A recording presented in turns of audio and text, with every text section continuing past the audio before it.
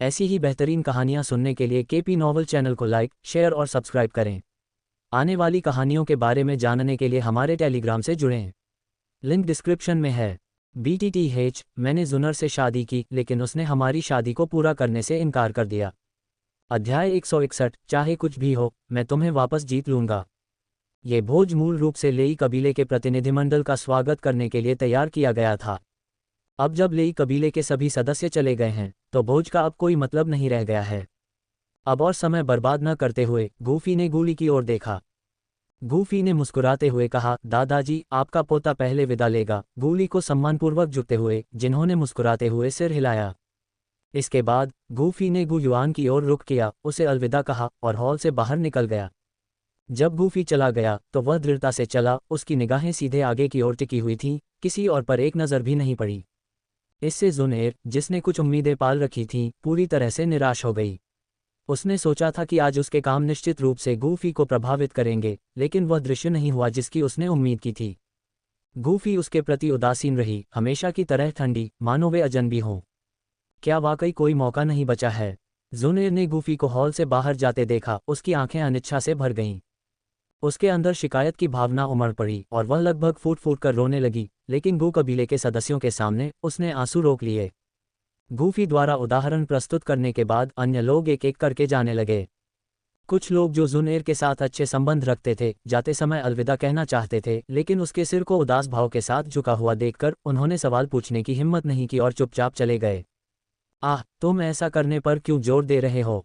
गू yuan ने कहा। उसका दिल दुख रहा था क्योंकि उसने अपनी प्यारी बेटी को ऐसी उदास अवस्था में देखा था। वह असहाय महसूस कर रहा था। उस समय वास्तव में जुनैर ही गलत थी, लेकिन वह स्पष्ट रूप से गूफी से प्यार करती है, तो उसने ऐसा क्यों किया? हालांकि गू युआन को अपनी बेटी के लिए खेद था, लेकिन वह ये भी मानता था कि गूफी की प्रतिक्रिया उचित थी। अगर गूफी उसे फिर से स्वीकार कर ले और वह अपना अनियमित व्यवहार दोहराए, तो कोई भी आदमी इसे बर्दाश्त नहीं कर सकता। जुनैर उसकी प्यारी बेटी थी और वह उसकी बहुत कठोर आलोचना नहीं करेगा। समस्या को सही मायने में हल करने के लिए जुनैर को कुछ चीज़ें खुद ही समझनी थीं। तुम और गूफी पहले ही अलग हो चुके हो और उसकी पहले से ही एक पत्नी है। तुम भी एक बेहतरीन इंसान हो जिसका भविष्य असीम है। पिताजी, तुम नहीं समझोगे। जुनैर ने गू युआन की बात पूरी होने से पहले ही उसे रोक दिया। इस जीवन में चाहे कुछ भी हो, मैं गूफी को वापस जीत लूँगा। ये शब्द पीछे छोड़कर जुनैर अकेले चली गई, गू युआन को वहीं खड़ा छोड़ दिया। अपनी जिद्दी बेटी को जाते हुए देखकर गू युआन के हाव भाव लगातार बदलते रहे। मुझे उम्मीद है कि तुम्हें अपनी गलतियों का एहसास होगा, तब शायद अभी भी एक मौका हो सकता है। भोज से निकलकर गूफी सीधे पहाड़ की चोटी पर वापस चली गई। पिताजी वापस आ गए। जैसे ही गूफी पहाड़ पर उतरा, जियान यू ने उसे देखा और दौड़कर उसकी बाहों में कूद गई। गूफी ने जियान यू को उठाया, उसे हवा में घुमाया। सावधान रहो, उसे बाहर मत फेंको, जियो यी जियान ने चलते हुए कहा। तुम मुझे क्या मांगते हो? आखिरकार मैं एक डू वेनेरेट हूँ, गूफी ने मुस्कुराते हुए जवाब दिया। जियो यी जियान जानती थी कि गूफी उसे कभी गलती से नहीं गिराएगी, लेकिन एक माँ और पत्नी के रूप में उसने माहौल को हल्का करने के लिए एक मजाक किया। जियान कहाँ है? गूफी ने पूछा। उसने कहा था कि वह कुछ खाना लेने जा रही थी और अभी तक वापस नहीं आई है, जियान यू ने जवाब दिया। जैसे ही उसने बोलना समाप्त किया, गूफी के बगल की जगह अचानक खुल गई और एक बैंगनी आकृति बाहर निकल आई। जियाओ यू, क्या तुम्हें मेरी याद आए? देखो मैं तुम्हारे लिए क्या लाया हूँ। जियान शून्य से उभरा और उसने जियान यू को रंग बिरंगे फलों का एक डिब्बा थमा दिया। ये देखकर गूफी अपना मुंह हिलाए बिना नहीं रह सका। जियान ने जो चीज़ें निकाली थीं, वे सभी उच्च श्रेणी की आध्यात्मिक जड़ी बूटियां थीं, जो संभवतः गो दायरे के औषधीय बगीचे से चुराई गई थीं। अब उसकी ताकत बढ़ गई थी। जियान ऐसा कुछ नहीं कर सकती थी जो वह न कर सके। जल्दी करो, मेरे लिए कुछ कैंडी की गोलियां बनाओ। जियान ने आध्यात्मिक जड़ी बूटियों और फलों का एक गुच्छा निकाला, उन्हें गूफी को सौंप दिया। हालांकि जियान शारीरिक रूप से बड़ी हो गई थी, लेकिन उसका दिल अभी भी युवा जियान जैसा था। हालांकि उन्हें परिष्कृत करने से अशुद्धियां दूर हो जाएंगी, लेकिन अपनी वर्तमान ताकत के साथ तुम आसानी से अपने आप अशुद्धियों को खत्म कर सकती हो, जूली ने बगल से धीरे से टिप्पणी की। जियान ने जूली को देखा और बुदबुदाया, ये चीज़ें बहुत कड़वी हैं। मैं इन्हें कच्चा नहीं खाना चाहता, मैं इन्हें मीठा चाहता हूँ। अपने सामने दुर्लभ जड़ी बूटियों की कतार को देखकर गूफी को पता चल गया कि औषधीय क्षेत्रों में से एक को जियान ने पहले ही तबाह कर दिया था। डूसेंट क्षेत्र में प्रवेश करने के बाद जियान की स्थानिक क्षमताएं और भी मजबूत हो गई थीं, जिससे वह औषधीय सामग्रियों का पता लगाने में माहिर हो गई थी। जियान और गूफी के वापस आने के बाद पहाड़ की चोटी पर खुशी का माहौल छा गया और गूफी की पिछली चिंताएं हंसी और उत्साह से दूर हो गईं। हालांकि ये खुशी ज्यादा देर तक नहीं टिकी, क्योंकि जूली के चेहरे पर धीरे धीरे चिंता के लक्षण दिखने लगे। जूली के व्यवहार में आए बदलाव को देखते हुए गूफी ने सीधे पूछा और जूली ने उसके साथ सीधा व्यवहार किया। ड्रैगन फीनिक्स मूल फल को अवशोषित करने के बाद जियान ने डूसेंट क्षेत्र में कदम रखा है। ड्रैगन जनजाति वर्तमान में विभाजित है और उन्हें प्राचीन शून्य ड्रैगन जनजाति को एकजुट करने और इसकी महिमा को बहाल करने के लिए ड्रैगन सम्राट की तत्काल आवश्यकता है। नवंबर LBJNN। तो मैं जियान को ड्रैगन सम्राट का पद विरासत में लेने के लिए प्राचीन ड्रैगन द्वीप पर वापस ले जाने की योजना बना रहा हूँ। जूली ने अपना उद्देश्य स्पष्ट किया, स्पष्ट रूप से प्राचीन शून्य ड्रैगन जनजाति को एकीकृत होते देखने के लिए उत्सुक था। प्राचीन शून्य ड्रैगन जनजाति जितनी अधिक समय तक विभाजित रहेगी, उतनी ही यह आंतरिक रूप से कमजोर होती जाएगी। ये कुछ ऐसा है जिसे पूर्वी ड्रैगन द्वीप के बुजुर्ग नहीं देखना चाहते हैं, उन्होंने कहा। बुजुर्ग जूली, जियान अब 3 स्टार डूसेंट के अंतिम चरण में है। ड्रैगन फीनिक्स मूल फल की शक्ति में अभी भी कुछ अवशिष्ट प्रभाव हैं। लौटने से पहले 4 स्टार डूसेंट तक पहुंचने तक क्यों न प्रतीक्षा की जाए, गूफी ने सुझाव दिया। जूली चुप हो गया, तत्काल कार्रवाई की अपनी इच्छा और प्राचीन शून्य ड्रैगन जनजाति की वर्तमान स्थिति के बीच उलझा हुआ। जियान जनजाति के एकीकरण की आशा है, उसे किसी भी जोखिम में नहीं डाला जा सकता। आप प्राचीन शून्य ड्रैगन जनजाति की स्थिति को किसी से भी बेहतर जानते हैं। यदि जियान अब वापस आती है तो क्या वह वास्तव में मुद्दों को हल करने में सक्षम होगी, गूफी ने तर्क दिया, जूली को उनकी वापसी में देरी करने के लिए मनाने की कोशिश करते हुए, ये जानते हुए कि 3 ड्रैगन राजा संभवतः उत्तरी ड्रैगन राजा के उकसावे पर जियान पर हमला करेंगे। भले ही जियान 4 सितारा डूसेंट क्षेत्र में पहुंच जाए, फिर भी वह 3 ड्रैगन राजाओं के संयुक्त हमले के खिलाफ संघर्ष करेगी। इसके अलावा मूल कहानी में उत्तरी ड्रैगन राजा ड्रैगन सम्राट के सिंहासन के लिए अपने पागलपन में ड्रैगन जनजाति के नश्वर दुश्मनों स्वर्ग दानव फीनिक्स जनजाति के साथ मिलीभगत कर चुका था। यहाँ तक कि उसने भयावह ड्रैगन ट्रांसफॉर्मिंग डेमन फॉर्मेशन का सहारा लिया, जिससे प्राचीन शून्य ड्रैगन जनजाति को बहुत नुकसान पहुंचा। TLN, जब गठन बनता है तो गठन के केंद्र में मौजूद व्यक्ति के अलावा अंदर मौजूद हर कोई खून के तालाब में बिखर जाता है। अंत में उन्हें गठन के केंद्र में मौजूद व्यक्ति द्वारा खा लिया जाता है और अवशोषित कर लिया जाता है। इस प्रकार उस व्यक्ति की ताकत बहुत बढ़ जाती है, लेकिन ये गठन बहुत खूनी और क्रूर था, इसलिए इसे निषिद्ध तकनीक के रूप में वर्गीकृत किया गया था। स्वर्ग दानव फीनिक्स जनजाति के नेता हुआंग तियान 5 सितारा डूसेंट क्षेत्र में पहुंच गए थे। उत्तरी ड्रैगन राजा द्वारा ड्रैगन ट्रांसफॉर्मिंग डेमन फॉर्मेशन को सक्रिय करने के साथ उसकी ताकत 6 स्टार डूसेंट स्तर की ताकतों के करीब पहुंच जाएगी, जिसका मुकाबला जियान नहीं कर सकता। जियान को बिना तैयारी के लौटने देना उसे गंभीर खतरे में डाल देगा। गूफी के लिए वह अभी भी केवल एक डूवेनेरेट था। अगर जियान को कोई खतरा हुआ तो वह उसकी मदद करने में असमर्थ होगा। अध्याय 162, रानी का बच्चा गो वुशुंग। हालांकि गूफी गो कबीले की शक्ति का उपयोग करके उन परेशानियों से आसानी से निपट सकता था, लेकिन प्राचीन कुलों के बीच प्रतिबंध थे। 4 स्टार डू सन से ऊपर की खेती के स्तर वाले लोग लापरवाही से काम नहीं कर सकते थे। अगर गो कबीले ने बहुत बड़ा कदम उठाया तो निस्संदेह यह अन्य प्राचीन कुलों का ध्यान आकर्षित करेगा। सतह पर 8 प्राचीन कुल सामंजस्यपूर्ण दिखाई दिए, लेकिन पर्दे के पीछे आपसी संदेह था। यदि कोई कबीला कमजोर दिखाई देता तो उन पर दूसरे लोग हमला कर सकते थे। यान कबीले और लेई कबीले जैसे कुलों में कुछ ताकत हो सकती थी, लेकिन वे अधिक शक्तिशाली गो कबीले के लिए खतरा नहीं थे। आखिरकार गु युआन एक शीर्ष 9 सितारा डू संत एक स्थिर शक्ति की तरह था जो गु कबीले की अजेयता सुनिश्चित करता था।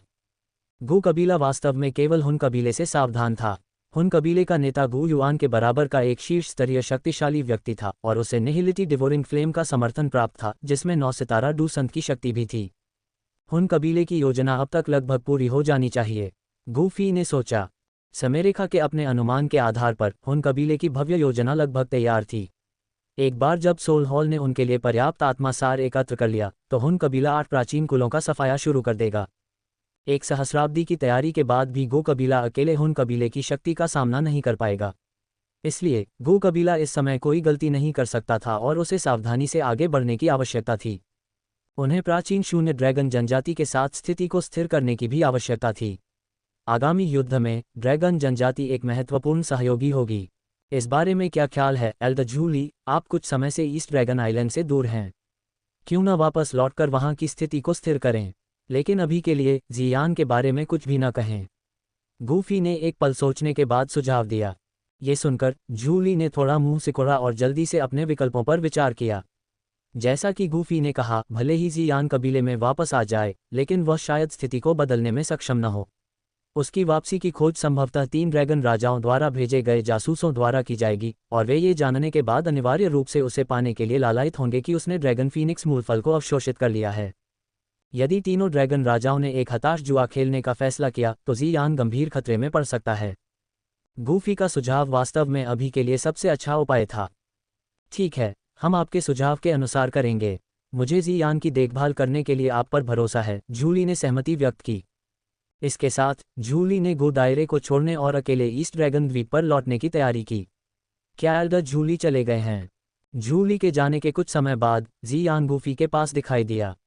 NOWELL-BE-IN.C बड़े जूली कुछ समय से दूर हैं, इसलिए अब समय आ गया है कि वे प्राचीन शून्य ड्रैगन जनजाति के लिए कुछ समाचार लेकर आएं। आपको यहीं रहना चाहिए और अपने कौशल को निखारना जारी रखना चाहिए। अभी आप प्राचीन शून्य ड्रैगन जनजाति के पुनरुद्धार की एकमात्र उम्मीद हैं, गूफी ने जियान को जूली के विदाई शब्दों से अवगत कराया। ये सुनकर जियान की पहले की चंचल अभिव्यक्ति गंभीर हो गई। वह समझ गई कि उसे क्या जिम्मेदारी उठानी है।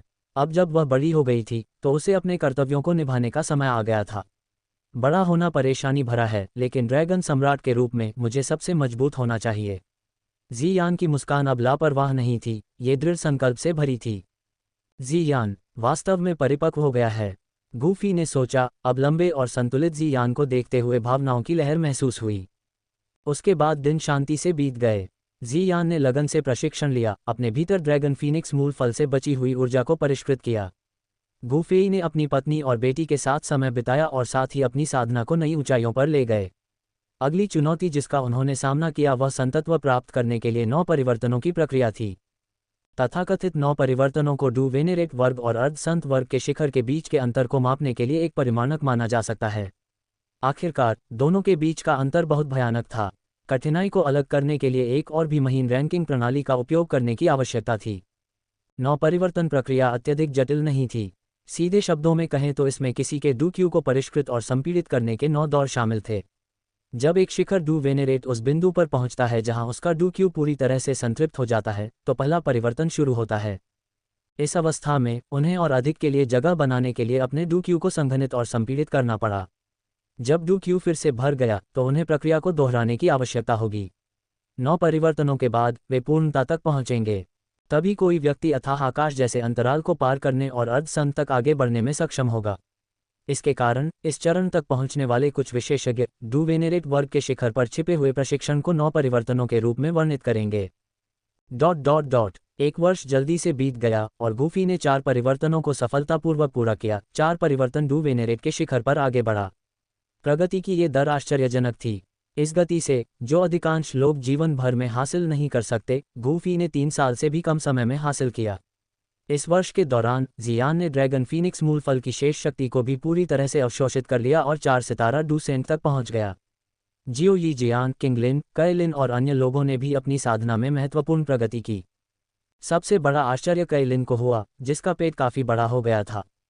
सांप लोग आमतौर पर अपने बच्चों को 3 साल से ज्यादा समय तक गर्भ में रखते हैं। भ्रूण को पालने के लिए विभिन्न स्वर्गीय सामग्रियों और खजानों के साथ साथ अपनी ऊर्जा का उपयोग करते हैं। भ्रूण को जितनी ज्यादा ऊर्जा मिलेगी, जन्म के बाद उसमें उतनी ही ज्यादा प्रतिभा होगी। एक दिन लगभग 3 साल की गर्भावस्था के बाद कैलिन को आखिरकार अपने पेट में हलचल महसूस हुई। ऐसा लगता है कि बच्चा पैदा होने वाला है। भ्रूण की गतिविधि ज्यादा स्पष्ट हो गई। ये दर्शाता है कि बच्चा दुनिया में आने वाला है। जब वह जन्म देने वाली थी, कैलिन बांस के घर में ही रही। एक दाई उसकी देखभाल कर रही थी जबकि गूफी और दूसरे लोग उत्सुकता से बाहर इंतजार कर रहे थे। एक बार पहले भी ऐसा हो चुका था। गूफी अभी भी बेहद घबराई हुई थी, बांस के घर के बाहर इधर उधर घूम रही थी। बहन कैलिन आखिरकार जन्म देने वाली है। इतने लंबे समय तक इंतजार करने के बाद मुझे आश्चर्य है कि क्या उसका बच्चा जियान यू से भी ज्यादा प्यारा होगा। जियान ने उत्सुकता से भरी आंखें फैलाकर कहा, अगर बच्चा ज्यादा प्यारा हुआ तो क्या तुम जियान यू को पसंद करना बंद कर दोगे? किंगलिन ने धीरे से चिढ़ाते हुए कहा। जियान ने जल्दी से मुड़कर किंगलिन के मुंह को ढक दिया, चुप रहने का इशारा करते हुए। शश, उसे यह मत सुनने दो, नहीं तो वह मेरे साथ और नहीं खेलेगी। जियान ने फुसफुसाते हुए कहा, एक चोर की तरह इधर उधर देखते हुए ये सुनिश्चित करने के लिए कि जियान यू आसपास नहीं है, फिर आखिरकार शांत हो गया। जियान और किंगलिन की चंचल बातचीत ने गूफी के तनाव को कुछ कम करने में मदद की। जियाओ यी जियान भी आगे बढ़ा, गूफी का हाथ पकड़कर उसे शांत किया। वाह वाह, आखिरकार चिंता खुशी में बदल गई क्योंकि एक नवजात शिशु के रोने की आवाज़ हवा में भर गई। बच्चा पैदा हुआ है। रोने की आवाज़ सुनकर गूफी सबसे पहले कमरे में कैलिन की जांच करने के लिए गया। डू वेनेरेट स्तर पर पहुंचने के बावजूद कैलिन जन्म देने के बाद बेहद कमज़ोर थी। गूफी ने उसकी ऊर्जा और रक्त को बहाल करने के लिए जल्दी से उसे एक गोली खिलाई। इसके तुरंत बाद जियाओ यी जियान, किंगलिन और अन्य लोग ये देखने के लिए अंदर आए कि वह कैसी है। डू वेनेरेट स्तर पर पहुंचने के बावजूद कैलिन जन्म देने के बाद बेहद कमज़ोर थी। गूफी ने उसे जल्दी से एक गोली खिलाई ताकि उसकी ऊर्जा और रक्त बहाल हो सके। इसके तुरंत बाद जियाओ यी जियान, किंगलिन और अन्य लोग ये देखने के लिए अंदर आए कि वह कैसी है। डू वेनेरेट स्तर पर पहुंचने के बावजूद कैलिन जन्म देने के बाद बेहद कमज़ोर थी। पूर्वज आदरणीय तियान हुओ और शेर राजा सबसे आखिर में अंदर गए। स्वाभाविक रूप से उन्होंने मेदुसा के इर्द गिर्द भीड़ नहीं लगाई, बल्कि पहले बच्चे को देखा। जब उन्होंने मेदुसा द्वारा जन्म दिए गए बच्चे को देखा तो आदरणीय तियान हुओ का चेहरा आश्चर्य से भर गया। बच्चा डू पूर्वज के रूप में पैदा हुआ था। कोई आश्चर्य नहीं कि वह युवा गुरु है। मेरा बच्चा 5वीं रैंक के अंतिम चरण में है। शेर राजा ने आह भरी। डू पूर्वज कुछ ऐसा था जिसे कई लोग अपने जीवन काल में हासिल नहीं कर सकते, फिर भी यह इस बच्चे के लिए बस शुरुआती बिंदु था। अध्याय 163। मुझे बड़ी बहन मत कहो, मुझे आंटी कहो। बहुत प्यारा है। इस बार लड़का है या लड़की? जियान बच्चे को करीब से देखने के लिए झुकी। ये लड़का है मिस जियान, दाई ने सम्मान भरी मुस्कान के साथ जवाब दिया।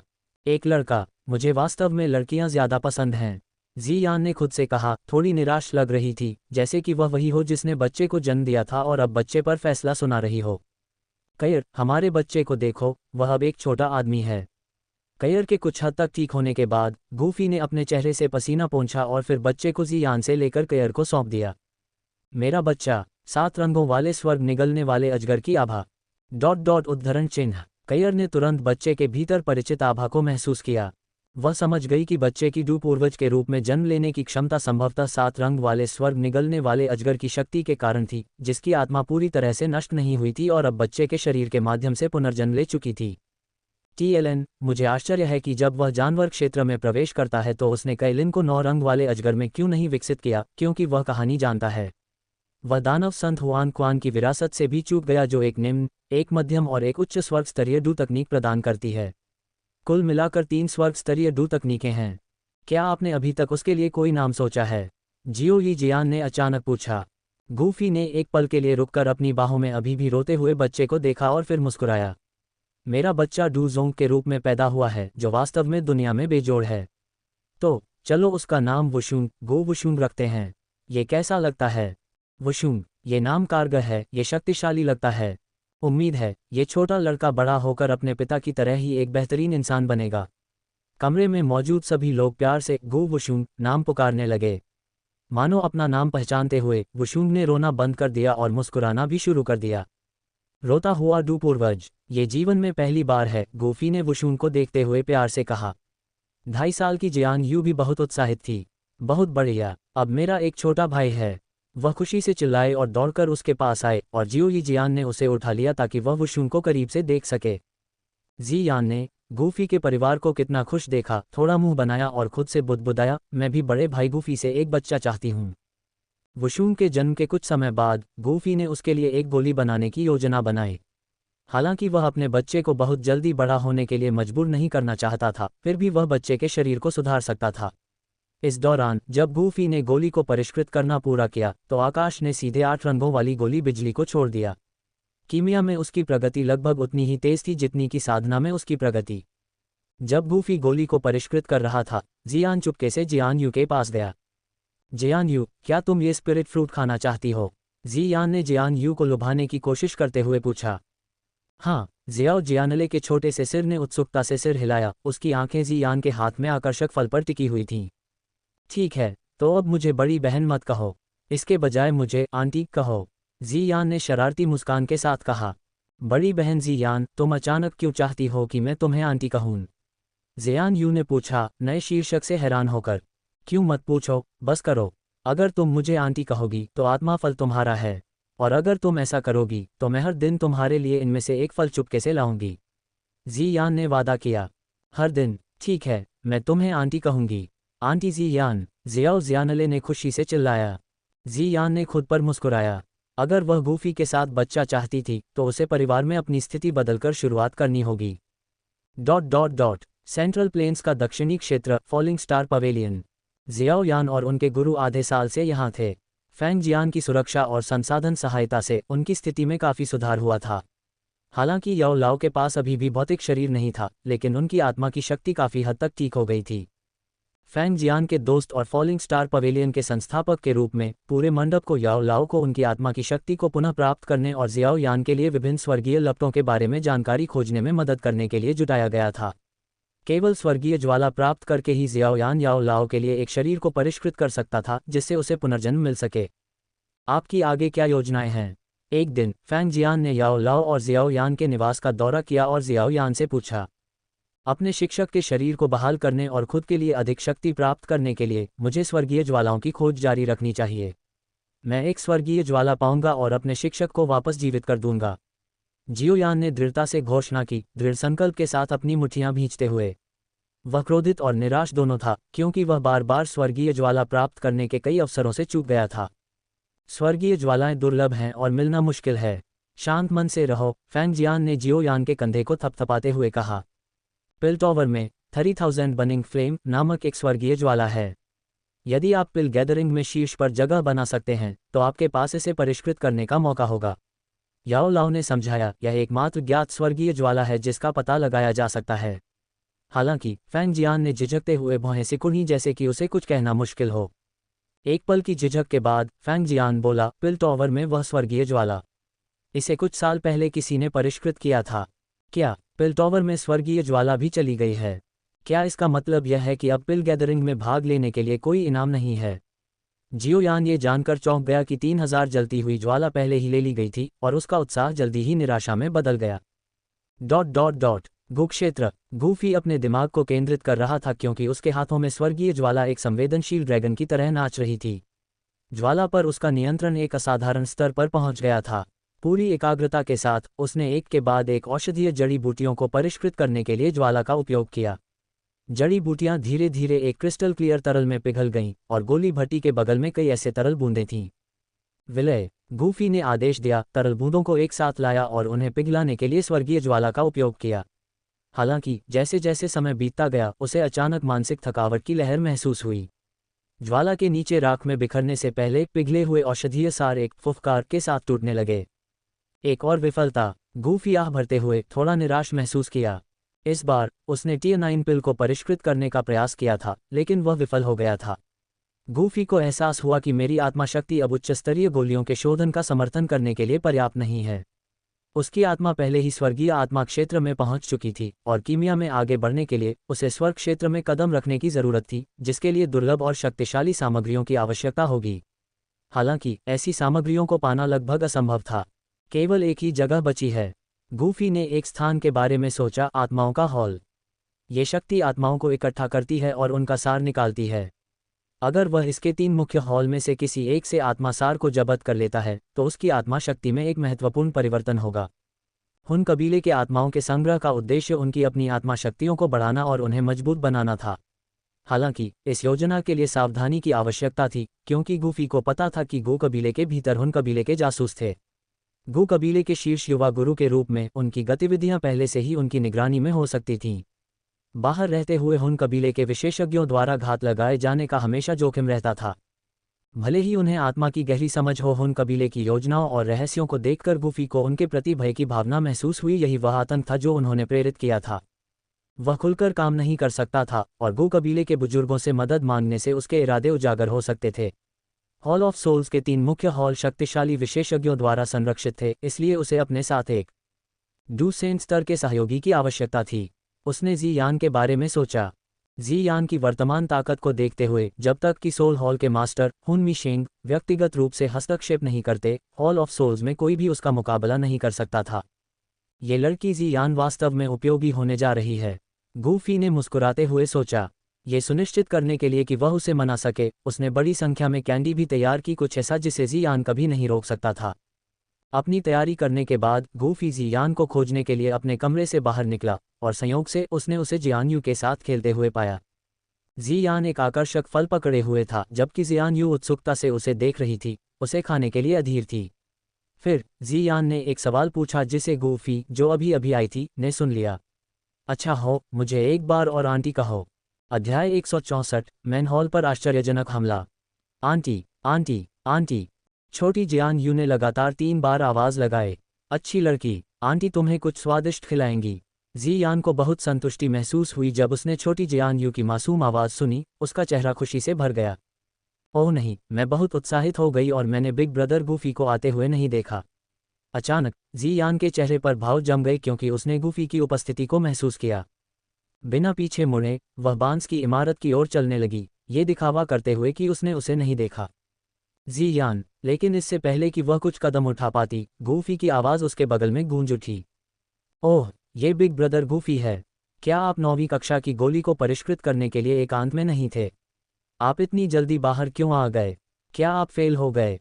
जियान ने अपनी असहजता को छिपाने के लिए अपने नाजुक चेहरे पर एक मुस्कान लाकर पलटी। उसने ऐसा दिखावा किया जैसे उसने अभी अभी गूफी को देखा हो। पिताजी, मुझे गले लगाओ। छोटी जियान ले तुरंत गूफी की बाहों में कूद गई और उसने स्वाभाविक रूप से उसके छोटे शरीर को ऊपर उठा दिया। जियान ने तीव्र असहजता का अनुभव किया, 100 भावनात्मक अंक प्राप्त किए। हाँ, मैं इस बार असफल रहा। भावनात्मक प्रणाली से लैस गूफी, जियान के सभी भावनात्मक उतार चढ़ाव को स्पष्ट रूप से समझ सकता था। हालांकि उसने उसे उजागर नहीं करने का फैसला किया। क्या शर्म की बात है, इसने बहुत सारी कीमती जड़ी बूटियां बर्बाद कर दी होंगी। जियान ने राहत के लहजे में कहा, गूफी के साथ खेलते हुए। हाँ पिताजी, आप बहुत बेकार हैं। छोटी जियान ने गूफी की बाहों से आवाज़ लगाई, उसकी मासूम आवाज़ ने जियान की असहजता को कम करने में मदद की। सच में, तो क्या ये भी बेकार हैं? गूफी हंसा और अपने हाथ की एक लहर के साथ उसकी हथेली में औषधीय कैंडी का एक बड़ा मुट्ठी भर दिखाई दिया। वाह, इतनी सारी कैंडीज! जियान की आंखें चमक उठीं और उसने जल्दी से अपना सिर हिला दिया। बड़े भाई गूफी कभी भी कुछ भी बर्बाद नहीं करेंगे। आपको निश्चित रूप से इनमें से और अधिक बनाना चाहिए। ये कहते हुए जियान ने उत्सुकता से गूफी के हाथ से कैंडीज की पूरी मुट्ठी पकड़ ली और कुछ को अपने मुंह में भर लिया। अब जब जियान बड़ी हो गई थी तो उसका व्यवहार बदल गया था। हालांकि वह अभी भी चंचल व्यवहार करती थी, लेकिन अब उसकी हरकतें पहले की प्यारी गुड़िया जैसी मासूमियत के बजाय एक चंचल आकर्षण को दर्शाती थीं। मुझे भी कुछ कैंडी चाहिए आंटी जियान, कृपया मेरे साथ बांटें। ये देखकर जियान ने अपने छोटे हाथों को हिलाया, जो कि ट्रीट के लिए उत्सुक थी। ठीक है, ठीक है, मैं तुम्हारे साथ बांटूंगी। हालांकि जैसे ही जियान ने बात की, जियान घबरा गई और जल्दी से कैंडी छोटी लड़की को थमा दी। लेकिन शायद उसकी घबराहट के कारण कैंडीज गिर गईं और ज़मीन पर गिरने लगीं। नवंबर LBJNN। ओह नहीं, वे गिर गईं। एक विचार के साथ जियान ने कैंडीज को हवा में ही रोक दिया ताकि वे ज़मीन पर न गिरें। इस समय जियान ने गूफेई से नज़रें मिलाने से परहेज किया। चिंता मत करो, और भी बहुत कुछ है।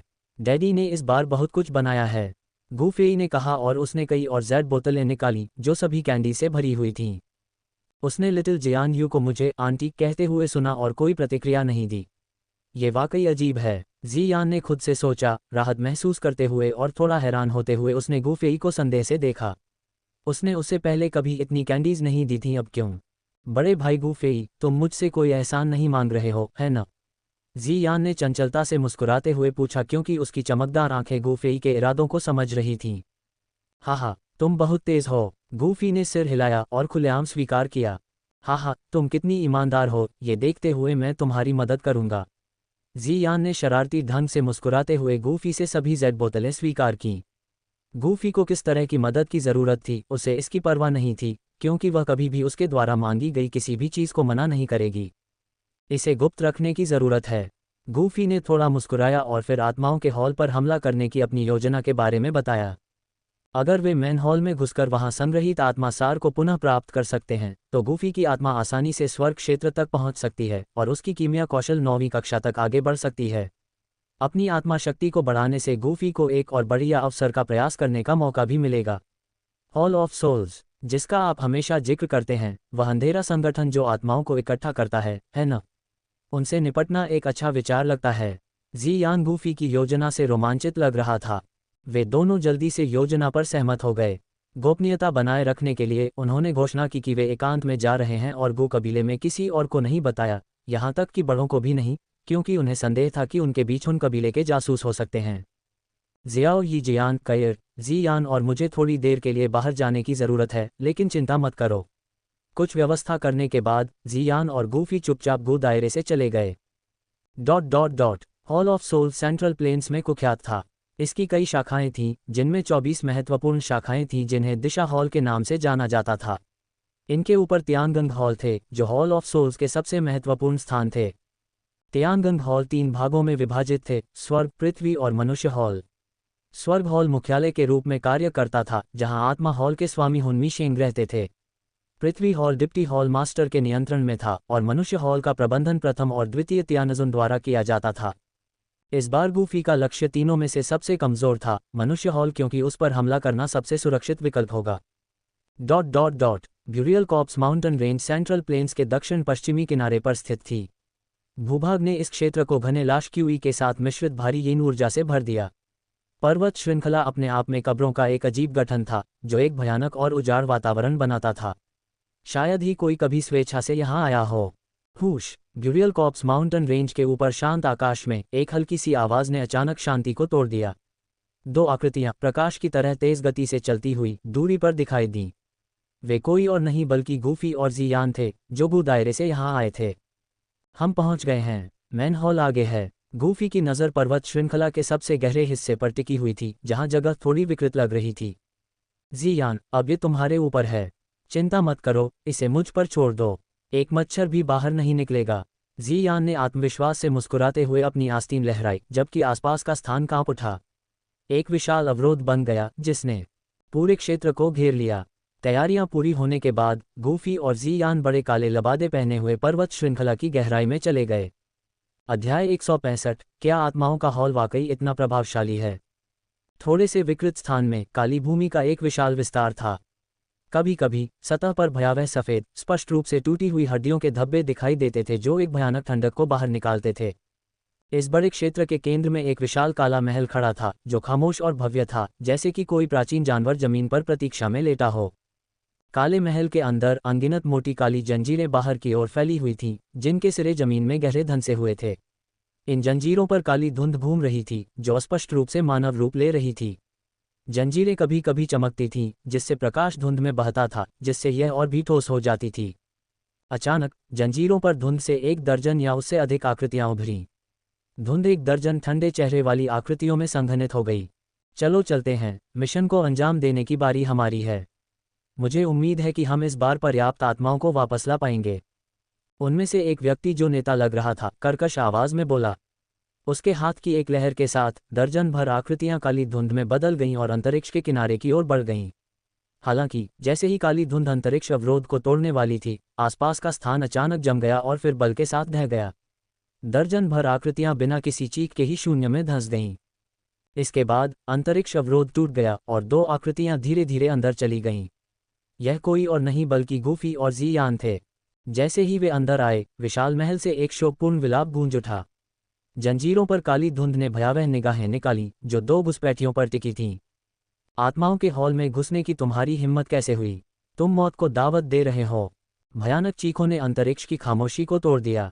कई आकृतियां जंजीरों से उठीं और बिना किसी आदेश की प्रतीक्षा किए काली रोशनी की लकीरों में तब्दील हो गईं, गूफी और ज़ियान पर झपट पड़ीं। तोप के चारे का एक गुच्छा अपनी मौत के लिए हमला कर रहा है। गूफी ने अपनी मुट्ठी भींच ली और निकट आ रही छायाएं बिखरकर शून्य हो गईं। इस पर शेष छायाएं आखिरकार झिझकीं और रुक गईं। अहंकारी मूर्ख, मेरे आत्मा हॉल में परेशानी पैदा करने की हिम्मत कर रहे हैं। तुम जीने से थक गए हो।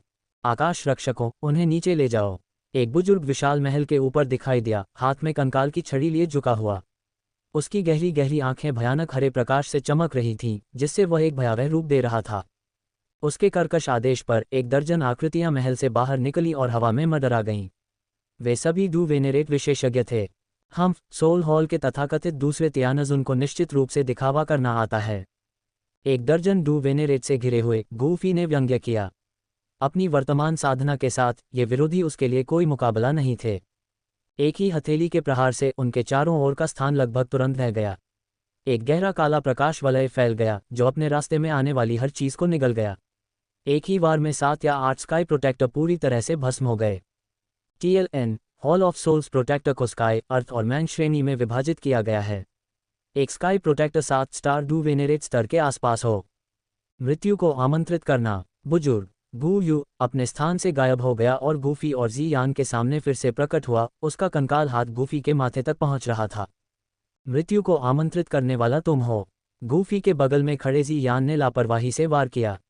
एक पल में गू यू, एक अर्धसंत विशेषज्ञ, को मृत्यु का आसन खतरा महसूस हुआ। सच में, अगर वे जल्दी में नहीं होते तो गूफी अनुभव प्राप्त करने के लिए इस अर्धसंत के खिलाफ अपने युद्ध कौशल का परीक्षण करना पसंद करता। 10,000 आत्माओं का अस्थि कवच। मृत्यु के सामने गू यू के शरीर से अनगिनत आत्माएं चीख उठीं, जिससे एक काली हड्डी का कवच बन गया जो अविश्वसनीय रूप से भयानक लग रहा था। हालांकि इस तरह के असाधारण बचाव के बावजूद शक्ति में विशाल अंतर ने इसे बेकार बना दिया। गू यू की छाती हथेली के प्रहार से धंस गई, हड्डी का कवच टूट गया और उसका शरीर तुरंत खून के धुंध के बादल में बदल गया। सोल हॉल के शक्तिशाली दूसरे तियानजुन को जी यान ने एक ही वार में मार डाला। ऐसा लगता है कि मुझे काफी समय तक जी यान की सुरक्षा की जरूरत पड़ेगी। जी यान की असली ताकत देखकर गूफी आश्चर्यचकित हुए बिना नहीं रह सका। हम्फ। गू यू की मृत्यु के साथ महल की गहराई से एक ठंडी खर्राटों की आवाज आई।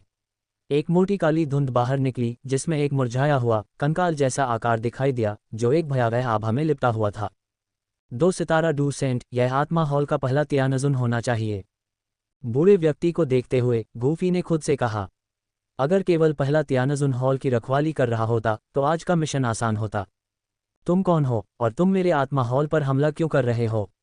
क्या हमारे बीच कोई दुश्मनी है? बुजुर्ग ने धीरे से अपना सिर उठाया। उसकी कर्कश आवाज जी यान से सवाल कर रही थी। उसके लिए गूफी की साधना महत्वहीन थी, इसलिए उसने उस पर कोई ध्यान नहीं दिया। हालांकि जी यान ने उसके सवाल का जवाब नहीं दिया। तुम उसका ख्याल रखना और मैं बाकी सब संभाल लूंगा। गूफी ने अन्य सोल हॉल विशेषज्ञों को खत्म करने से पहले निर्देश दिया। कोई बेकार व्यक्ति मेरे सामने हमला करने की हिम्मत नहीं करता। पहला तियानजुन क्रोधित हो गया और उसने काली धुंध की एक लहर छोड़ी जो 5 विशाल जंजीरों में बदल गई जो गूफी की ओर बढ़ीं। जैसे ही काली जंजीरें गूफी तक पहुंचने वाली थीं, आसपास का स्थान हिंसक रूप से विकृत हो गया। NO12BJAN.C एक भयंकर स्थानिक अशांति भड़क उठी जिसने जंजीरों को अलग कर दिया। तुम बेकार हो, तुम्हारा पूरा परिवार बेकार है, सबसे बेकार। पहले तियानजुन के अपमान ने जी यान को क्रोधित कर दिया, जिसने उग्रता से जवाब दिया, तुम कौन हो मेरे सोल हॉल पर हमला करने की हिम्मत करने वाले? क्या तुम नहीं जानते कि हमारे पीछे कौन सी शक्ति है? पहले तियानजुन की नज़रें जी यान को घूरते हुए गंभीर हो गईं, लेकिन लबादा ने उसकी विशेषताओं को छिपा दिया। हालांकि उसकी विशिष्ट स्त्री जैसी आवाज़ ने उसे असहज कर दिया। सेंट्रल प्लेन्स को इतनी शक्तिशाली महिला डू सेंट कब मिली? तो क्या हुआ अगर तुम्हारे पास शक्तिशाली समर्थक हैं? जी यान ने स्पष्ट रूप से असंतुष्ट होकर उपहास किया। अतीत में जब प्राचीन शून्य ड्रैगन जनजाति अपने चरम पर थी तो वे हुन कबीले से भी नहीं डरते थे। हॉल ऑफ सोल्स जैसी अधीनस्थ शक्ति की तो बात ही छोड़िए। अध्याय 166 सुदृढ़ीकरण बुलाने के बारे में सोच रहे हैं। कोई मौका नहीं। आज यहाँ कोई भी जीवित नहीं बचेगा, जी यान ने अत्यंत गंभीरता से कहा। हम्फ, बहुत अहंकारी। ये सुनकर सोल हॉल फर्स्ट तियानजुन की अभिव्यक्ति अत्यंत गंभीर हो गई और उसने ठंडे स्वर में जवाब दिया। इतने सालों में ये पहली बार था जब किसी ने सोल हॉल पर इस तरह से हमला करने की हिम्मत की थी। हालांकि अपने गुस्से के बावजूद वह बहुत सतर्क भी था। वह समझ गया कि जी यान जैसा शीर्ष स्तरीय विशेषज्ञ वह व्यक्ति नहीं था जिसे वह संभाल सकता था। बेशक वह सिर्फ मौत का इंतजार नहीं करने वाला था। अगले ही पल उसकी आस्तीन से एक जबरदस्त काली धुंध निकली। मेरे सामने तुम्हारे छिपने की कोई जगह नहीं है। जी यान ने भी एक ठंडी हंसी निकाली। उसके जेड जैसे हाथ ने तेजी से एक मुहर बनाई और उसके शरीर से एक गहरी सुनहरी चमक फूट पड़ी। पलक झपकते ही उसके शरीर के बाहर एक विशाल सुनहरा ड्रैगन प्रकट हुआ। ड्रैगन का मुंह चौड़ा हो गया और जैसे वेल पानी निगलती है, उसने कुछ ही सांसों में अत्यधिक संक्षारक काली धुंध को अवशोषित कर लिया। प्राचीन शून्य ड्रैगन रॉयल ब्लडलाइन। जी यान द्वारा बुलाए गए सुनहरे ड्रैगन को देखकर सोल हॉल ग्रैंड एल्डर तुरंत सदमे में चिल्लाया। भले ही आप मजबूत हों, सोल हॉल ऐसी चीज नहीं है जिसे आप अपनी इच्छा से नरसंहार करने का फैसला कर सकते हैं। पहले तियानजुन की आकृति अचानक पीछे हट गई। फिर उसके हाथ में एक चांदी की जेड पर्ची दिखाई दी जिसे उसने जल्दी से कुचल दिया। सुदृढ़ीकरण को बुलाने के बारे में सोच रहे हैं। इस क्षेत्र में स्थान पहले से ही मेरे स्थानिक अशांति से अस्पष्ट हो गया है। कोई भी स्थानिक उतार चढ़ाव नहीं होगा। जियान ने ग्रैंड एल्डर को चंचलता से देखा, जिसकी अभिव्यक्ति धीरे धीरे काली पड़ रही थी, और मुस्कुराते हुए कहा। पहले तियानजुन का चेहरा थोड़ा सा हिल गया और उसका दिल आखिरकार डूब गया। जाहिर है, दूसरा पक्ष तैयार होकर आया था। बस अब बेकार की बातें नहीं। जियान ने बिना समय बर्बाद किए जोरदार हमला किया। उसके पीछे उसके फीनिक्स पंख खुल गए और उसकी गति कुछ ऐसी थी जिसका मुकाबला फर्स्ट तियानजुन नहीं कर सकता था। एक 4 स्टार डूसेंट और एक 2 स्टार डूसेंट के बीच बहुत बड़ा अंतर था, जिसका मतलब था कि ग्रैंड एल्डर 3 चालों से ज्यादा नहीं टिक सकता था, इससे पहले कि वह इस दुनिया से पूरी तरह से मिट जाए। इसके बाद एक तरफा नरसंहार हुआ। गूफी ने सोल हॉल के किसी भी व्यक्ति पर दया नहीं दिखाई, न ही उसे हत्याओं के लिए कोई अपराधबोध महसूस हुआ। मौजूद सभी हॉल ऑफ सोल सदस्यों को खत्म करने के बाद गूफी ऊपर के विशाल हॉल में पहुंच गया। अपने हाथ के एक झटके से हवा का एक शक्तिशाली झोंका आया, जिसने विशाल हॉल को 2 भागों में विभाजित कर दिया। जैसे ही हॉल टूटा, जंजीरों के सिरे प्रकट हो गए, जिनमें अनगिनत आत्माएं लटकी हुई थीं। हजारों आत्माओं को देखकर गूफी अपनी आंखें झपकाने से खुद को रोक नहीं पाया। नोव एल बी JNN हुन कबीले के ये कमीने आत्माओं को सिर्फ पोषण के तौर पर इस्तेमाल कर रहे थे। अच्छा किया, ये लोग वाकई बहुत ही दुष्ट हैं। जियान की अभिव्यक्ति भी बर्फीली हो गई। इसके बाद गूफी ने हल्के से अपना हाथ हिलाया और भयानक झोंका हवा में तूफान की तरह बह गया। जंजीरें एक पल में टूट गईं और गोले के भीतर की आत्माओं ने धीरे धीरे अपनी आंखें खोलीं। इतने सालों से वे यहाँ कैदियों की तरह फंसे हुए थे। कई बार तो मौत भी एक विलासिता बन गई थी। अब जाओ और उन्हें फिर से तुम्हें पकड़ने मत दो। गूफी ने इन आत्माओं को देखा जो खुशी और कृतज्ञता से अभिभूत थीं और आह भरी। आसमान में अनगिनत आत्माएं प्रस्थान करने से पहले गूफी को सलाम करने के लिए घुटनों के बल बैठी थीं। अब जबकि हमें वह मिल गया है जिसके लिए हम आए थे, तो अब जाने का समय आ गया है। गूफी ने बिना समय बर्बाद किए। प्रथम तियानजुन के मर जाने के बाद सोल हॉल के उच्च अधिकारियों को जल्द ही पता चल जाएगा। इसलिए वह जल्दी से नीचे उतरा और विशाल हॉल के नीचे खुदाई शुरू कर दी। गूफी की तेजी से खुदाई के कारण खंडहरों में एक बड़ा गड्ढा जल्दी ही दिखाई दिया। उस गड्ढे की गहराई में लगभग आधा मीटर चौड़ा प्रकाश का गोला तैर रहा था। गोला पारदर्शी था, जिसके बाहरी किनारे पर अनगिनत काली जंजीरें जुड़ी हुई थीं। इन जंजीरों के दूसरे सिरे उन आत्माओं से जुड़े हुए थे जो अभी अभी भागी थीं। कितना शुद्ध आत्मा सार! गोले से गूफी ने एक अत्यंत भयानक आत्मा ऊर्जा को महसूस किया। इसके अलावा यह ऊर्जा अविश्वसनीय रूप से शुद्ध थी, अशुद्धता का कोई निशान नहीं था। आत्मासार की यह मात्रा कम से कम 10 लाख आत्माओं से संघनित हुई होगी। जियान ने धीरे से सांस छोड़ी। सोल हॉल के तरीके वास्तव में बहुत क्रूर थे। इस आत्मासार को इकट्ठा करने के लिए उन्होंने सीधे लाखों आत्माओं को नष्ट कर दिया था। इस समय सोल हॉल के लिए उसकी घृणा अपने चरम पर पहुंच गई थी। ये लोग अपने लक्ष्य को प्राप्त करने के लिए किसी भी हद तक जा सकते थे। इस तरह की क्रूरता किसी जीवित इंसान से खून या मांस निकालने से अलग नहीं थी। वास्तव में ये और भी अधिक क्रूर था। एक दिन हमें ये सुनिश्चित करना होगा कि ऐसी काली शक्ति इस दुनिया से गायब हो जाए। गूफी की आवाज़ दृढ़ थी। भाई गूफी, सोल हॉल के ये लोग इतने सारे सोल एसेंस का क्या करने की योजना बना रहे हैं? जियान ने भौहें सिकोड़ते हुए पूछा। सोल एसेंस को अवशोषित करने से किसी की सोल पावर बढ़ सकती है। वे किसी की सोल पावर को असाधारण स्तर तक बढ़ाने की कोशिश कर रहे होंगे, गूफी ने समझाया। यही कारण था कि वह इस मिशन पर आया था। सोल हॉल द्वारा कड़ी मेहनत से इकट्ठा किया गया यह एसेंस अमूल्य था। एक बार रिलीज होने के बाद यह महाद्वीप पर अनगिनत कीमियागरों को उन्माद में डाल देगा। हालांकि यह एसेंस वध के माध्यम से संघनित किया गया था और इस दुनिया में मौजूद नहीं होना चाहिए। चूंकि यह यहाँ है, इसलिए इसे छोड़ा नहीं जाएगा। जब गूफी बोल रहा था तो उसने अपना हाथ हिलाया, जिससे सारी जंजीरें टूट गईं। मैं तुम्हारी मौत का बदला लूंगा। गूफी ने धीरे से प्रकाश के गोले को सहलाया। एक साधारण वाक्य ने अचानक गोले से एक हल्की चमक उत्सर्जित की। ऐसा लग रहा था मानो भीतर से बहुत सी जानकारी प्रेषित हो रही हो। ये उन लोगों द्वारा छोड़ी गई नाराजगी और भावनाएं थीं जिनकी आत्माएं निकाली गई थीं, जिससे इसे पूरी तरह से परिष्कृत करना मुश्किल हो गया था। अगर लापरवाही से अवशोषित किया जाए तो यह निश्चित रूप से किसी के दिमाग को प्रभावित करेगा। लेकिन गूफी के शब्दों ने इन नकारात्मक भावनाओं को सूक्ष्मता से दूर कर दिया था। सोल हॉल कभी ऐसी बातें नहीं कहेगा।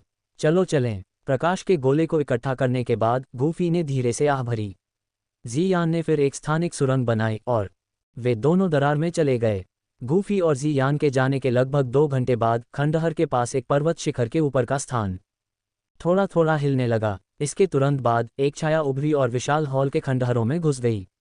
खुदाई किए गए खंडहरों को देखकर छाया की अभिव्यक्ति तुरंत गंभीर हो गई और उसकी आंखों में क्रोध भर गया। ये किसने किया? बाहर आओ! छाया जोर से दहाड़ने लगी। मैनहॉल ने 100 साल से अधिक समय तक कड़ी मेहनत से जो आत्माएं एकत्रित की थीं, वे सब ले ली गई हैं। अगर यह मामला कबीले तक पहुंच गया तो मुझे भी बहुत कठोर दंड भुगतना पड़ेगा। सोल हॉल की अब खाली गहराई को देखते हुए छाया का चेहरा धीरे धीरे पीला पड़ गया।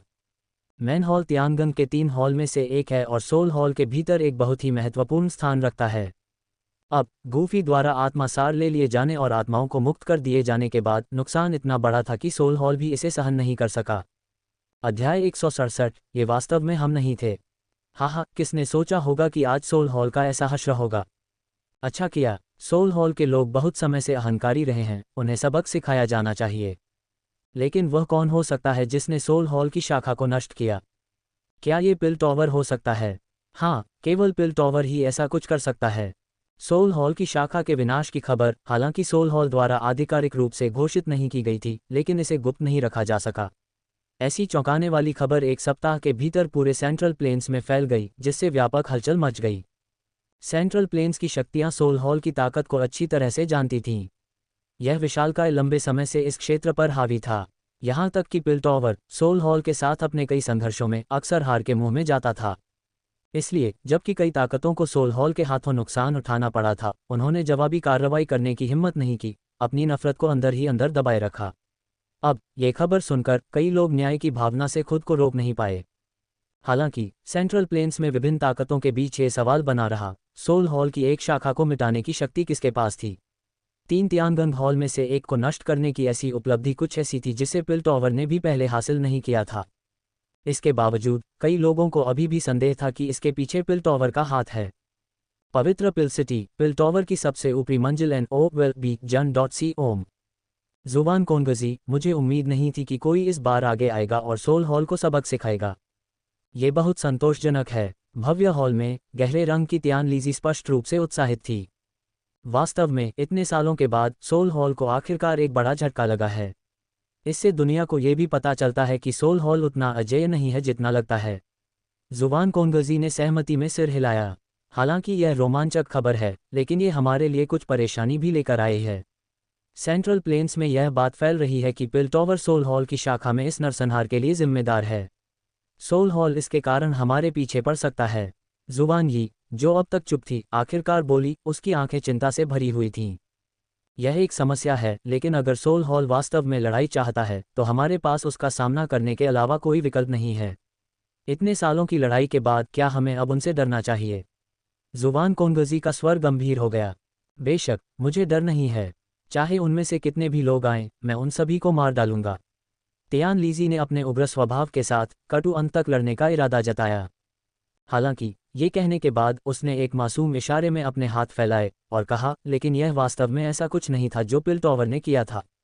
इससे कोई फर्क नहीं पड़ता कि हमें मोहरे के रूप में इस्तेमाल किया गया था या नहीं। जब तक लक्ष्य सोल हॉल है तब तक इसके पीछे वाले लोग हमारे साथ ही हैं। जुबान यी ने अपना रुख व्यक्त किया। इस समय जुबान कोनगजी ने थोड़ा भौहें सिकुड़ी। यह आभा, ये बहुत परिचित लगती है। मैं भी इसे महसूस करता हूँ। तियान लीजी ने हैरान होकर कहा, क्या ये वास्तव में वह बूढ़ा आदमी हो सकता है? पास में खड़ी जुबान यी की नज़रें एकाग्र नहीं हो पाईं, उसके भीतर भावनाओं का मिश्रण घूम रहा था। शिक्षक, किसने सोचा होगा कि सोल हॉल को इतना नुकसान होगा? जिस बुजुर्ग ने उनकी शाखा को मिटा दिया, वह वास्तव में सराहनीय है। मुझे आश्चर्य है कि पिलटॉवर का कौन सा उच्च पदस्थ सदस्य इसके लिए जिम्मेदार था। पिलटॉवर के बाहर जियाओ यान ने कई चौकियों के माध्यम से आदरणीय फैंग जियान का पीछा किया और अपनी अंगूठी में याओ लाओ की आत्मा के साथ संवाद किया। यह इतना आसान नहीं है। ये पिलटॉवर से कोई नहीं हो सकता है, याओ लाओ ने जवाब दिया। अगर पिलटॉवर नहीं तो कौन? सेंट्रल प्लेन्स बहुत बड़ा है। हो सकता है कि कोई छिपा हुआ विशेषज्ञ हो जो सोल हॉल के खिलाफ द्वेष रखता हो, याओ लाओ ने अनुमान लगाया। पिलटॉवर के बारे में अपनी समझ के साथ, अगर उन्होंने ऐसा किया होता तो वे इसे छिपाए नहीं रखते बल्कि खुलेआम इसकी घोषणा करते। बूढ़े आदमी, मुझे उम्मीद नहीं थी कि यह तुम हो। कुछ ही देर बाद जियाओ यान और वेनेरेबल फैंग पिलटॉवर की सबसे ऊपरी मंजिल पर पहुंच गए। उनके सामने 3 आकृतियां खड़ी थीं। जैसे ही जुबान कोनगजी बोल रहा था, याओ लाओ की आत्मा रिंग से बाहर निकल आई, जिसने पिलटॉवर के तीनों नेताओं को आश्चर्यचकित कर दिया, जिन्होंने सोचा था कि याओ चेन सालों पहले मर चुका है। उस समय वह गद्दार हान फैंग याओ लाओ ने अतीत की घटनाओं को याद करना शुरू किया। तो यह वास्तव में हान फेंग था। क्या जानवर है, तुमने उसके साथ बेटे जैसा व्यवहार किया और उसने तुम्हें विश्वासघात से बदला दिया। अगर मुझे तब पता होता तो मैं उसे मौके पर ही मार देता। जुबान कोंगजी यह सुनकर क्रोधित हो गया, हान फेंग को खोजने के लिए उत्सुक था। मैंने तब हान फेंग से पूछताछ की थी, लेकिन उसने मुझे धोखा दिया। आदरणीय फेंग ने अपने दांत पीस लिए। और मुंह गो, उसने ही हान फेंग को उकसाया था। याओ लाओ ने जारी रखा। उस बदमाश मूगो को वह मिला जिसके वह हकदार था, किसी ने पहले ही उसका ख्याल रखा था। मूगू मर गया। वह कैसे मर गया? याओ लाओ ने आश्चर्य से पूछा। कुछ साल पहले गू कबीले का एक युवक पवित्र गोली शहर में आया और 3000 जलती हुई लौ ले गया। मूगू ने उस युवक को निशाना बनाने की कोशिश की और उसका अंत हो गया। उस युवक की पृष्ठभूमि बहुत शक्तिशाली है, उसके कबीले के डूसेंट विशेषज्ञ उसकी रक्षा कर रहे हैं। वर्णन सुनकर याओ लाओ ने सोचा, क्या ये वही हो सकता है? केवल वही इतने सारे स्वर्गीय लपटों के पीछे जाएगा। तुम उसे जानते हो? जुबान कोंगजी ने आश्चर्य से पूछा। याओ लाओ ने सिर हिलाया। वह युवक महाद्वीप के उत्तर पश्चिमी क्षेत्र में आया था, मैं उससे कई बार मिल चुका हूँ। मेरा अनुमान है कि उसने पहले ही 2 स्वर्गीय लपटें प्राप्त कर ली हैं। मूगू द्वारा उसकी स्वर्गीय लपट चुराने की कोशिश वास्तव में मौत को आमंत्रित करने जैसा था। वैसे मैंने यहाँ आते समय सुना कि सोल हॉल की 3 तियानगंग हॉल शाखाओं में से एक का सफाया हो गया था। क्या ये पिल टॉवर ने किया था? याओ लाओ ने अचानक विषय बदल दिया। हर कोई क्यों सोचता है कि यह हम थे? जुबान कोंगजी कराहने से खुद को रोक नहीं सका। शिक्षक का अनुमान सही था। जियाओ यान काफी हैरान था, ये समझने में असमर्थ था कि कौन सी शक्ति सोल हॉल पर इतनी बेरहमी से हमला करेगी। कोई बात नहीं, जितना अधिक हम समझाते हैं यह उतना ही स्पष्ट होता जाता है। वैसे बूढ़े आदमी, अब तुम सिर्फ एक आत्मा हो। क्या इसे ठीक करने का कोई तरीका है? तियान लीजी ने एक महत्वपूर्ण मुद्दा उठाया। एक तरीका है, लेकिन मुझे किसी ऐसे व्यक्ति की ज़रूरत है जिसके पास कई स्वर्गीय लपटें हों जो मुझे एक शरीर बनाने में मदद कर सके। याओ लाओ ने आह भरी। कई स्वर्गीय लपटें? जुबान कोंगजी ने अचानक कुछ सोचा, विश्लेषण करते हुए, क्या यंग मास्टर गूफी के पास कई स्वर्गीय लपटें नहीं हैं? अगर हमें उसकी मदद मिल जाए तो ये बहुत आसान हो जाएगा। ठीक है, मैंने पहले ऐसा नहीं सोचा था। जियाओ यान की आंखें उत्साह से चमक उठीं। ऐसा विलक्षण व्यक्ति अपनी सहायता के लिए शायद बहुत अधिक कीमत मांगेगा। आदरणीय फैंग ने गंभीरता से कहा, हमारे फॉलिंग स्टार पवेलियन के संसाधनों के साथ हम जो पेशकश करते हैं वह शायद उसकी नज़र में भी ना आए। उसे स्वर्गीय लपटों का बहुत शौक है। जब समय आएगा तो मैं उसकी मदद के बदले में उसे अस्थि शीतलन ज्वाला भेंट करूंगा। अध्याय 168, आत्मा की सफलता से स्वर्ग की पूर्णता तक। गू क्षेत्र। गू पवित्र पर्वत श्रृंखला के भीतर गू कबीले के नेता गू युआन और काले डूबे हुए राजा गूली एक साथ एक प्राचीन हॉल में दिखाई दिए। ऐसा लगता है कि सेंट्रल प्लेन्स में हाल ही में हुआ हंगामा संभवतः उस बदमाश गूफी से संबंधित है। केवल आत्माओं के हॉल के लिए गूफी को इतना गुप्त रूप से कार्य करने की कोई आवश्यकता नहीं थी। क्या हुन कबीले के सदस्य वास्तव में इस वजह से हमारे गू कबीले को चुनौती देने के लिए गू दायरे में आने की हिम्मत करते हैं? हॉल में मौजूद दोनों को स्पष्ट रूप से पता था कि गूफी और जियान ने प्राचीन क्षेत्र छोड़ दिया था और उन्होंने ये निष्कर्ष निकाला था कि यह गूफी ही था जिसने आत्मा हॉल की शाखा को नष्ट कर दिया था। हालांकि उन्होंने इस मामले को एक मजाक से ज़्यादा कुछ नहीं माना और इसे बिल्कुल भी गंभीरता से नहीं लिया। प्राचीन जियाओ कबीले के पतन के बाद से गू कबीले को प्राचीन कबीलों में सबसे मजबूत माना जाता है, जिसके कारण वर्षों से उनका रवैया घमंडी रहा है।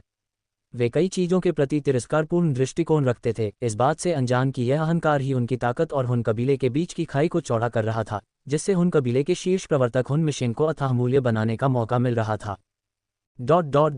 जबकि सेंट्रल प्लेन्स सोल हॉल की शाखा के विनाश के बारे में चर्चाओं से गुलजार रहता था, भड़काने वाले गूफी और जियान पहले ही 20 क्षेत्र में आ चुके थे और शून्य स्थान में प्रवेश कर चुके थे। शून्य स्थान एक ऐसी जगह थी जहां डू वेनेरेट स्तर के विशेषज्ञ भी आसानी से जाने की हिम्मत नहीं करते थे। ये बिल्कुल काला, शांत और कभी कभी भयानक अंतरिक्ष तूफानों से तबाह हो जाता था।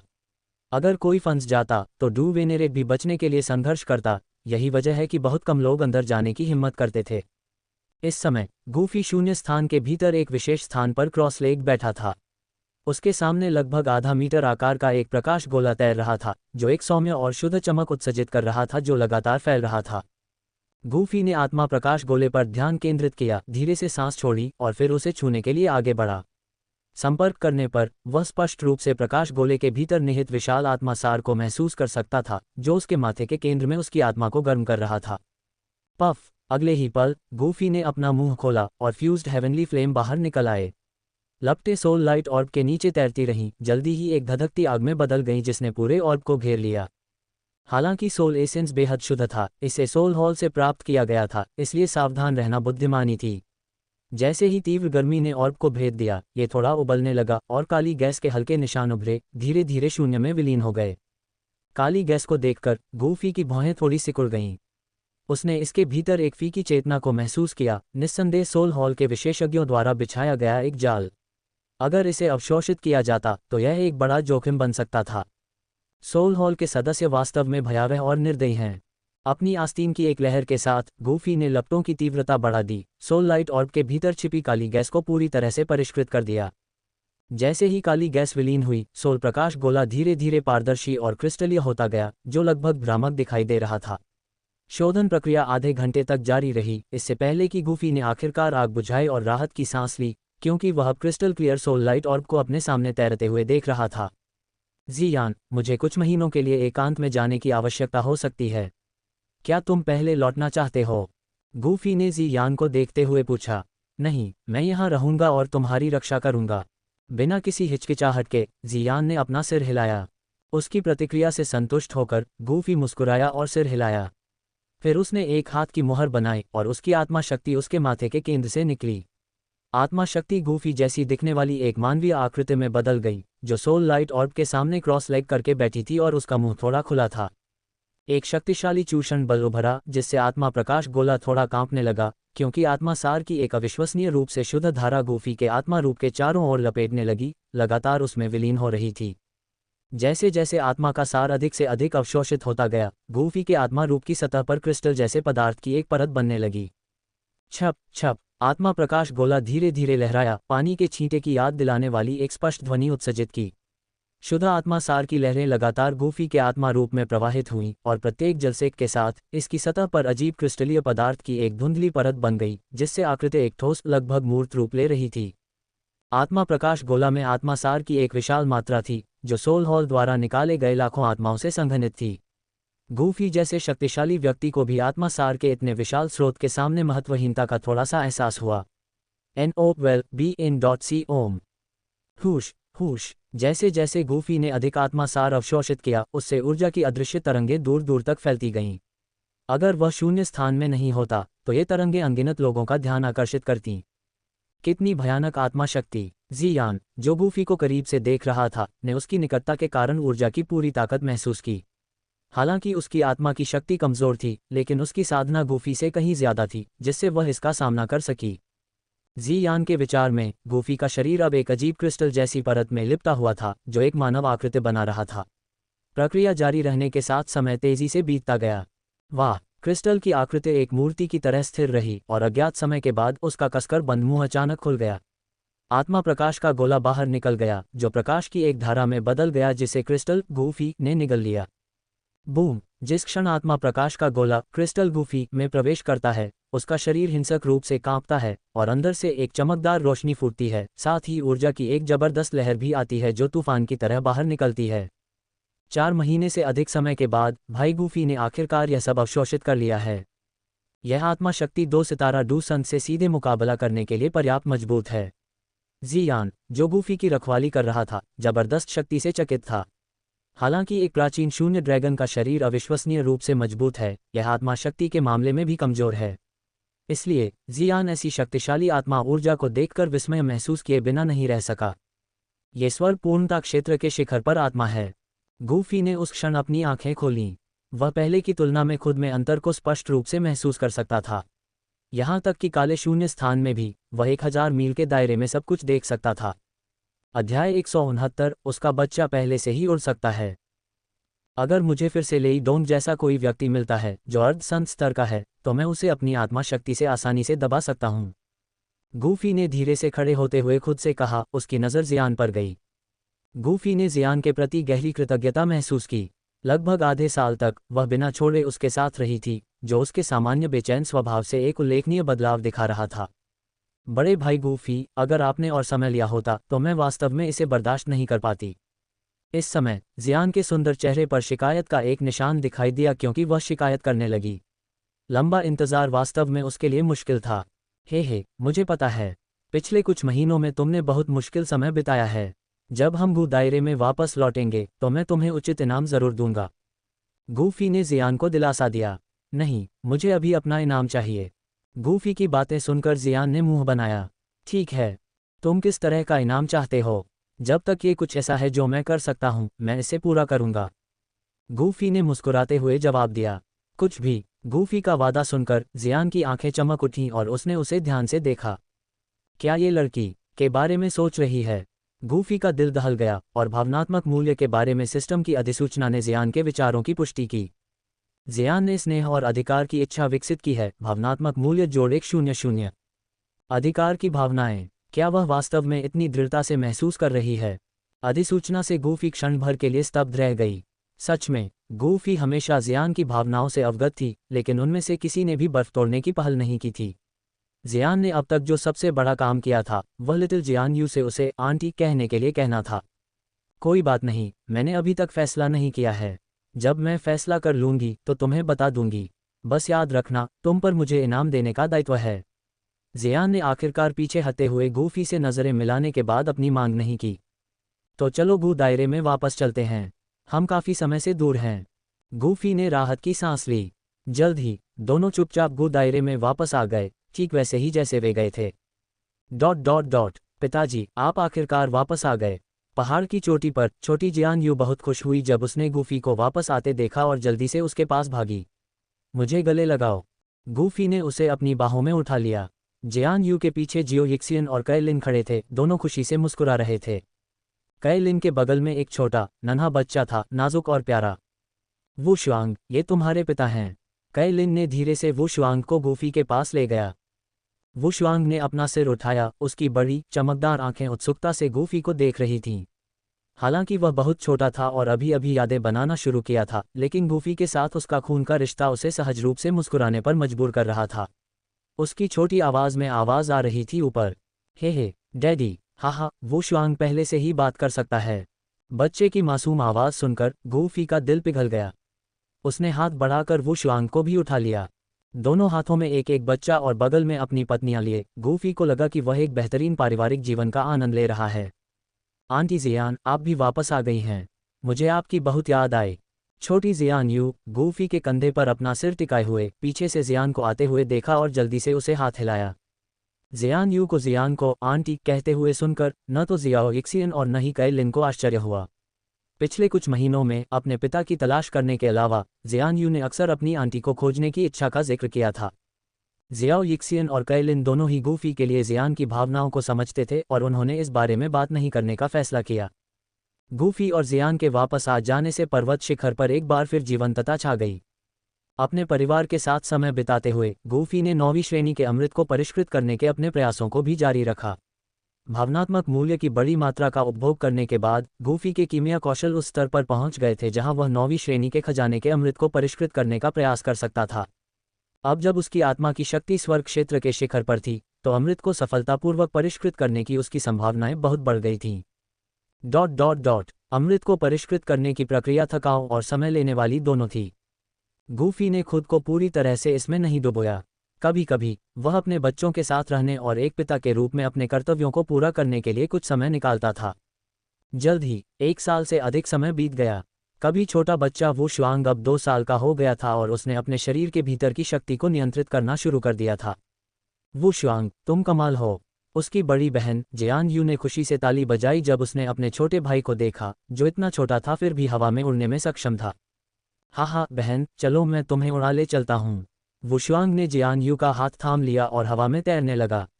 हालांकि उसका साधना स्तर डू पूर्वज तक पहुंच गया था, लेकिन उसका दिल अभी भी एक बच्चे जैसा था। क्या वे केवल कुछ साल के हैं और वे पहले से ही उड़ सकते हैं? और डू क्यूवी पंखों के बिना? उस पर पहाड़ की चोटी के सामने आसमान में हरे रंग की एक आकृति दिखाई दी। उसका सुंदर चेहरा आश्चर्य से भरा हुआ था। यह जुन एर थी। पिछले 2 सालों से वह प्रत्येक प्रशिक्षण सत्र के बाद यहाँ आती थी, दूर से उस पहाड़ को देखती थी जहाँ गूफी रहता था। इस बार उसने 2 प्यारे बच्चों को आसमान में खेलते हुए देखा। जुन एर के दिल में भावनाओं की एक लहर उमड़ पड़ी जो उसे अतीत की यादों में ले गई। अचानक गूफी के पहाड़ की चोटी से एक अजीब सी हलचल हुई। मैं अब इसे नियंत्रित नहीं कर सकता। ओह नहीं, मैं गिर रहा हूँ। उस हलचल के प्रभाव में 2 वर्षीय वू शुआंग ने अचानक अपनी शक्ति पर नियंत्रण खो दिया, जिससे वह और उसकी बहन जमीन की ओर गिर पड़े। सावधान! जुनर का दिल दहल गया और वह सहज रूप से उन्हें बचाने के लिए आगे बढ़ी। हालांकि जियाओ यिक्सियन और कैलिन ने तुरंत कार्रवाई की। जियान यू, वू शुआंग, अब और नहीं खेलना। दोनों महिलाओं ने एक एक बच्चे को पकड़ा और फिर अपनी नज़रें गूफी के पीछे की ओर घुमाईं। अजीब सी हलचल उस जगह से आई थी जहां गूफी एकांत में था। नोव एल बी जानना क्या हुआ? जियान और किंगलिन जियाओ यिजियान और कैलिन के पास दिखाई दिए। उनकी आंखें आश्चर्य से भरी हुई थीं। क्या ये हो सकता है कि बड़े भाई गूफी आखिरकार सफल हो रहे हैं? जियान ने सोचा। उसके मन में एक विचार आया। अगले ही पल दुनिया अचानक से काली हो गई। आसमान में बादल तेजी से सभी दिशाओं से इकट्ठा हो गए। लेकिन इस बार बादल सिर्फ काले नहीं थे, बल्कि बेहद गहरे, लगभग दम घोंटने वाले काले थे। काले बादलों ने आसमान को भर दिया और हालांकि उनके भीतर कोई गड़गड़ाहट नहीं थी, लेकिन जो कोई भी गहरे अंधेरे में देखता था उसे ऐसा लगता था जैसे उसकी आत्मा भी उसमें खींची जा सकती है। बेचैनी से कांप रही थी। ये बहुत अंधेरा है। जैसे ही आसमान काला हुआ, जियान यू और वू शुआंग, जो अब अपनी मां की बाहों में थे, फिर से आसमान की ओर देखने की हिम्मत नहीं कर पाए। अध्याय 170। वर्तमान युग का सबसे युवा grand master. Black demon lightning. मुझे इसे देखे हुए कई साल हो गए हैं। वह बच्चा गूफी वास्तव में एक राक्षस है। इतनी कम उम्र में वह पहले से ही 9वीं कक्षा की गोली को परिष्कृत करने में सक्षम है। अगर याओ कबीले के लोगों को इस बारे में पता होता तो वे शायद अपने जीवन पर सवाल उठाते। हाँ, हमारे कबीले में ऐसे प्रतिभाशाली व्यक्ति के साथ हम हजारों सालों तक समृद्ध होते रह सकते हैं।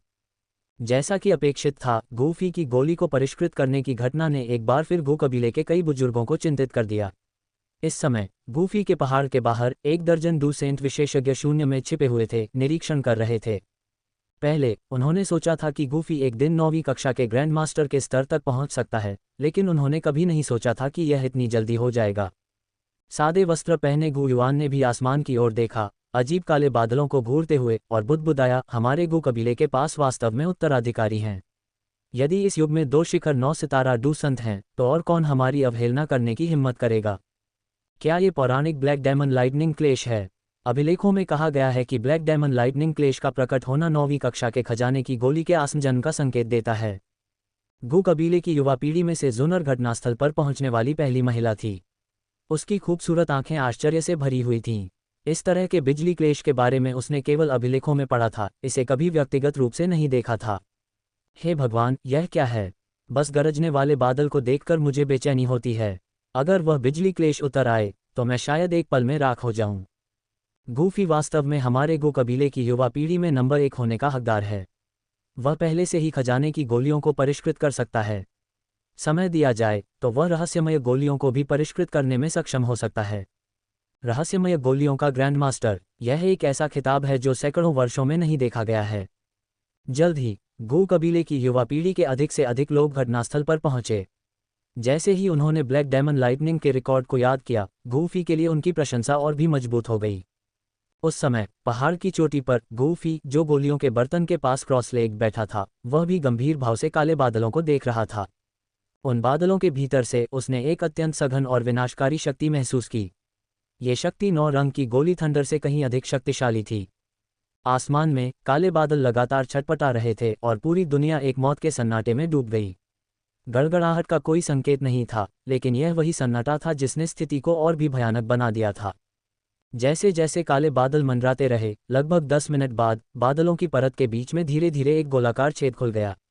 छेद एकदम काला रह गया, सबसे गहरे ब्लैक होल की तरह। ये बिजली का संकट बहुत भयानक है। क्या मेरा पति इसे संभाल पाएगा? उस ब्लैक होल से निकलने वाले आतंक को महसूस करते हुए बच्चों को पकड़े हुए जियाओ यिजियान चिंतित हो गया। चिंता मत करो, जियान अब एक 4 स्टार डूसेंट है, इसलिए उसे इस बिजली के संकट से निपटने में सक्षम होना चाहिए। इसके अलावा गू कबीले के बहुत से बुजुर्ग देख रहे हैं। पति को कोई खतरा नहीं होगा। सच, बिजली का संकट कितना भी शक्तिशाली क्यों न हो, जियान और गू कबीले के बुजुर्ग इसे रोक देंगे। कैलिन के शब्दों को सुनकर जियाओ यिजियान के चेहरे पर तनाव फीका पड़ गया, उसकी जगह एक मुस्कान आ गई। शश। एक पल में आकाश में काले छेद के भीतर से एक अजीब सी आवाज आई, और फिर एक मोटी काली बिजली की चमक चुपचाप नीचे गूफी की गोली की कड़ाही की ओर बढ़ी। चलो थोड़ा पीछे हटते हैं, हम नहीं चाहते कि झटके बच्चों को चोट पहुंचाएं। ये देखकर कैलिन और जियाओ यिजियान ने जल्दी से बच्चों को पहाड़ से दूर कर दिया। शेर राजा और किंग लिन ने भी दबाव महसूस किया और थोड़ा पीछे हट गए।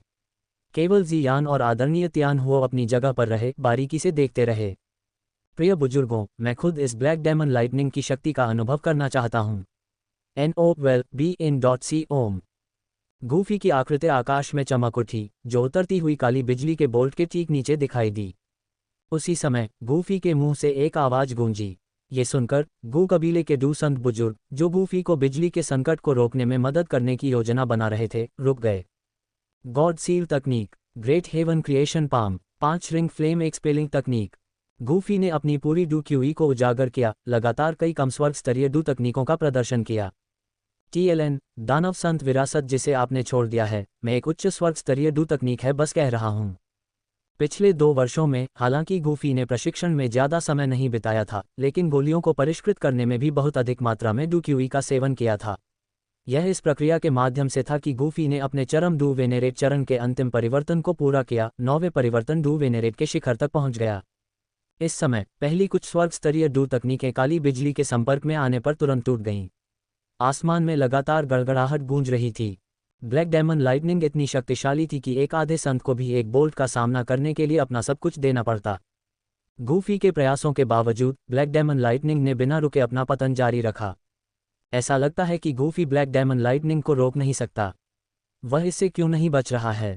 ये देखकर गू कबीले के कुछ डूसेंट बुजुर्गों को गूफी की चिंता होने लगी।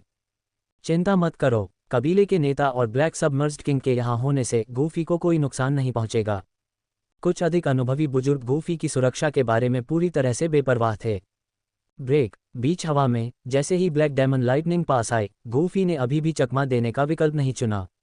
भयानक ऊर्जा जल्दी से उसकी मुट्ठी में इकट्ठा हो गई, जिससे एक शानदार क्रिस्टलीय प्रकाश निकल रहा था।